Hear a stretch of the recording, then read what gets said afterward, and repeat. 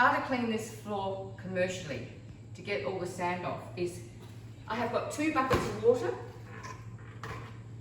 up to nearly the top or quarter down, and I don't have any water in this bucket. And the principle is the dirtier the surface, the more water you need.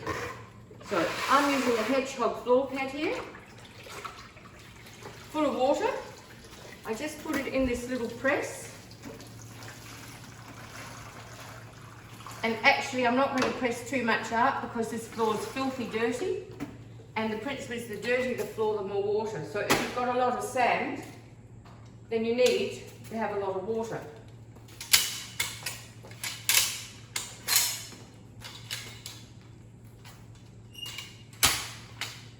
So what we're going to do, this is picking serious sand up. Can you hear it?